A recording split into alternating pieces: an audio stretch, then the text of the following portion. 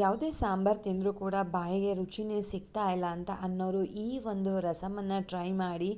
ಒಂದು ತಟ್ಟೆ ಅಲ್ಲ, 2 ತಟ್ಟೆ ಬೇಕು ಊಟ ಅಂತ ಹೇಳ್ತೀರಾ, ಅಷ್ಟು ಅದ್ಭುತವಾಗಿರುತ್ತೆ, ರುಚಿಯಾಗಿರುತ್ತೆ, ತೆಳುವಾಗಿ ಇನ್ನೂ ಸ್ವಲ್ಪ ಹಾಕ್ಕೊಂಡು ತಿನ್ನಬೇಕಪ್ಪ ಅಂತ ಅನ್ನಿಸ್ತಾ ಇರುತ್ತೆ. ಕೆಲವೊಬ್ಬರಿಗೆ ರಸಮ್ನ ಕಪ್ಪಲ್ಲಿ ಹಾಕ್ಕೊಂಡು ಕುಡಿಯೋ ಅಭ್ಯಾಸ ಇರುತ್ತೆ. ಸೊ ಆ ರೀತಿಯಾಗಿಯೂ ಕೂಡ ತುಂಬ ಅಂದರೆ ತುಂಬ ಚೆನ್ನಾಗಿರುತ್ತೆ.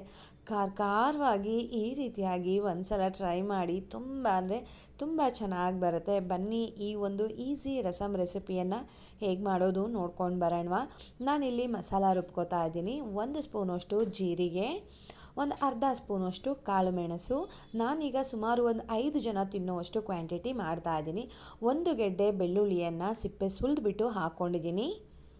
ಒಂದು 3 ಹಸಿಮೆಣಸಿನ್ಕಾಯಿ, ಸ್ವಲ್ಪ ಕರಿಬೇವಿನ ಸೊಪ್ಪು,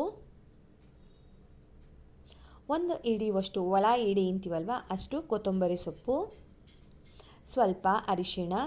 ಇಷ್ಟನ್ನು ನೀರು ಹಾಕ್ದೇ ಪೇಸ್ಟ್ ಥರ ಮಾಡ್ಕೊಂಡು ಬರೋಣ. ಅದು ತರಿಯಾಗಿ ಇರಬೇಕು ಸ್ನೇಹಿತರೆ. ನೋಡಿ ಈ ರೀತಿಯಾಗಿ ನೀವು ಹಂಗೂ ಅದು ತರಿಯಾಗಿ ಪೇಸ್ಟ್ ಆಗ್ತಾ ಇಲ್ಲ ಅಂದರೆ 1-2 ಸ್ಪೂನ್ ನೀರನ್ನು ಕೂಡ ಹಾಕ್ಕೊಳ್ಬೋದು.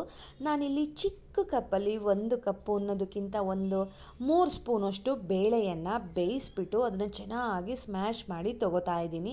ನಮಗೆ ಕಟ್ಟು ಥರ ಸಿಗಬೇಕು, ಅದು ಆ ರೀತಿಯಾಗಿ ಮಾಡಿ ತೊಗೋತಾ ಇದ್ದೀನಿ. ಜಸ್ಟ್ 3 ಸ್ಪೂನ್ ಬೇಳೆ ಇತ್ತು ಅಂತ ಹೇಳಿದ್ರೆ ಮನೆ ಮಂದಿಗೆಲ್ಲ ಆಗುವಷ್ಟು ರಸಮ್ ರೆಡಿ ಆಗಿಬಿಡುತ್ತೆ. ನಾನಿವಾಗ ಒಂದು ಪಾತ್ರೆಗೆ ಹಾಕೋತಾ ಇದ್ದೀನಿ ಬೀಟ್ ಮಾಡಿರೋ ಅಂಥದ್ದು ಅಥವಾ ಸ್ಮ್ಯಾಶ್ ಮಾಡಿರೋ ಅಂಥ ಬೇಳೆ ಕಟ್ಟು ಮತ್ತು ನಾವು ರುಬ್ಬಿರೋ ಅಂಥ ಮಸಾಲೆನ ಒಂದಕ್ಕೆ ಹಾಕ್ಕೊಂಡು, ಸ್ವಲ್ಪ ರುಚಿಗೆ ಉಪ್ಪು ಬೇಕಲ್ವ, ಉಪ್ಪನ್ನು ಹಾಕ್ಕೊಂಡು ಅದಕ್ಕೆ 1-2 ಸ್ಪೂನಷ್ಟು ಹುಣಸೆ ರಸನ ಹಾಕ್ತಾಯಿದ್ದೀನಿ ಸ್ನೇಹಿತರೆ. ಹುಣಸೆ ಹಣ್ಣನ್ನು ನೆನೆಸ್ಬಿಟ್ಟು ಅದರಲ್ಲಿ ರಸ ತಗೊಂಡು ಹಾಕ್ತಾಯಿದ್ದೀನಿ. ಇದನ್ನೆಲ್ಲ ಒಂದು ರೌಂಡು ಮಿಕ್ಸ್ ಮಾಡಿಬಿಟ್ಟು ಕುದಿಯೋದಕ್ಕೆ ಇಡೋಣ. ಇದು 1 ರೌಂಡು ಕುದೀತು ಅಂತ ಹೇಳಿದ್ರೆ ನಮ್ಮ ರಸಮ್ ರೆಡಿ ಆಗೋಯಿತು. ಜಸ್ಟ್ 2-3 ನಿಮಿಷ ಒಳಗಡೆ ರಸಮ್ ರೆಡಿ ಆಗಿಬಿಡುತ್ತೆ. ನೀವು ಕ್ವಾಂಟಿಟಿ ಅಥವಾ ಕನ್ಸಿಸ್ಟೆನ್ಸಿಯನ್ನು ನೋಡ್ಕೊಳ್ಳಿ. ರಸಮ್ ಅಂದರೆ ತೆಳುವಾಗಿದ್ರೇ ಚೆಂದ ಸ್ನೇಹಿತರೆ.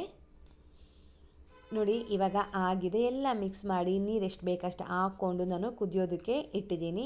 ಇದು 1 ಕುದಿ ಚೆನ್ನಾಗಿ ಕುದೀತಾ ಇದೆ ಅಂತ ಅಂದರೆ ತುಂಬ ರುಚಿಯಾಗಿರೋವಂಥ ಈಸಿಯಾಗಿ ಮಾಡೋ ಅಂಥ ರಸಮ್ ರೆಡಿ ಆಗಿಬಿಡುತ್ತೆ. ನಾನು ಹೇಳಿದಾಗೆ 2-3 ನಿಮಿಷ ಒಳಗಡೆ 1-2-3 ಸ್ಪೂನು ಬೇಳೆ ಇದೆ ಅಂತಂದರೆ ತುಂಬ ರುಚಿಯಾಗಿರೋವಂಥ ರಸಮ್ ರೆಡಿ ಆಗಿಬಿಡುತ್ತೆ.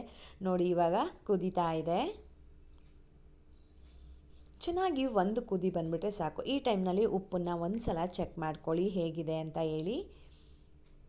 ಈ ಟೈಮ್ನಲ್ಲಿ ಇದಕ್ಕೆ ಒಂದು ಒಗ್ಗರಣೆ ಕೊಟ್ಬಿಡೋಣ. 1 ಸ್ಪೂನ್ ಎಣ್ಣೆ, ಸ್ವಲ್ಪ ಕರಿಬೇವಿನ ಸೊಪ್ಪು, ಸಾಸಿವೆ, ಜೀರಿಗೆ, ಇಂಗು ಇಷ್ಟನ್ನು ಹಾಕಿ ಒಂದು ಒಗ್ಗರಣೆಯನ್ನು ಕೂಡ ಕೊಟ್ಟಿದ್ದೀನಿ. ಒಗ್ಗರಣೆ ಆದಮೇಲೆ ನೋಡ್ತಾ ಇದ್ದೀರಾ ಎಷ್ಟು ಚೆನ್ನಾಗಿ ಕಾಣ್ತಾ ಇದೆ ಅಂತ. ಇವಾಗ ತುಂಬ ರುಚಿಯಾಗಿರುವಂಥ ರಸಮ್ ರೆಡಿ ಆಯಿತು ಸ್ನೇಹಿತರೆ.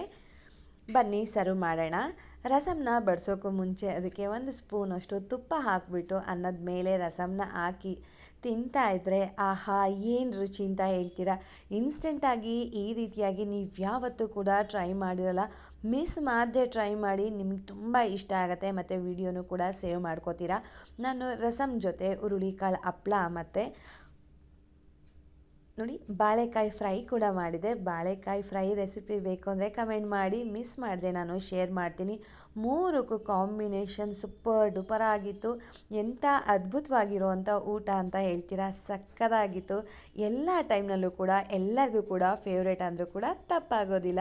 ನಿಮ್ಮೆಲ್ಲರಿಗೂ ಈ ವಿಡಿಯೋ ಇಷ್ಟ ಆಗಿದೆ ಅಂತ ಅಂದ್ಕೊಳ್ತಾ ಇದ್ದೀನಿ. ಇಷ್ಟ ಆಗಿದರೆ ಮಿಸ್ ಮಾಡದೆ ಟ್ರೈ ಮಾಡಿ. ಯಾರೆಲ್ಲ ಟ್ರೈ ಮಾಡ್ತೀರಾ ಕಮೆಂಟ್ ಮಾಡೋದನ್ನು ಮರಿಬೇಡಿ. ಹೋಗಿ ಬರಲಾ? ಬಾಯ್ ಸ್ನೇಹಿತರೆ, ನಮಸ್ತೆ.